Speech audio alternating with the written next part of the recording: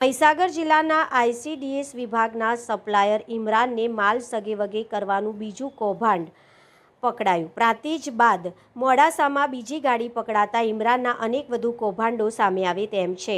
આંગણવાડીમાં બાળકો માટે વપરાતા પોષણક્ષમ આહારનું બારોબાર્યું। મહીસાગરના ખાનપુરથી ગેરકાયદેસર જથ્થાની હેરાફેરીનું રેકેટ મોડાસાના માલપુર રોડ પર આવેલા પિકઅપમાં મોટા પાયે જથ્થો મળી આવ્યો છે। મોડાસા રૂરલ પોલીસ સ્ટેશને જથ્થો ભરેલી પિકઅપ લવાયું। ગુજરાત સરકારની બાલ શક્તિ લખેલા 300 કટ્ટાના મામલે કાર્યવાહી। કોઈપણ આધાર પુરાવા વગર જથ્થાની આંતર જિલ્લા હેરાફેરી થતી હતી। અગાઉ પણ આ પ્રકારનો જથ્થો પ્રાંતિજમાંથી ઝડપાયો હતો। ઘટનાના મામલે મોડાસા રૂરલ પોલીસ મથકે અપાઈ અરજી। જિલ્લા કોંગ્રેસ પ્રમુખે પણ આ ઘટનાને વખોડી છે।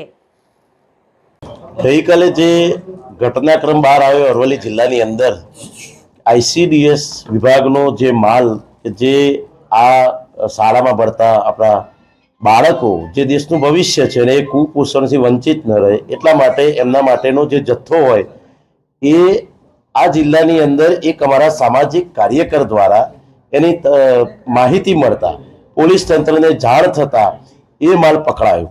ખૂબ જ શરમજનક બાબત કહેવાય કે આવો આઈસીડીએસનો જે બાળકો માટેનો જે સામાન હોય તે બીજા જિલ્લામાંથી આ જિલ્લામાં આવે એ ક્યારે શક્ય જ ન હોવું જોઈએ। એ શક્ય જ્યારે બન્યું છે એ સ્પષ્ટપણે દેખાય છે કે તંત્રની બેદરકારીના કારણે ક્યાંક ને ક્યાંક સરકારના મિલીભગતના કારણે આ જે માલ પકડાયો છે એ અરવલ્લી જિલ્લામાં અમારા એક આગેવાન દ્વારા પકડવામાં આવ્યો છે।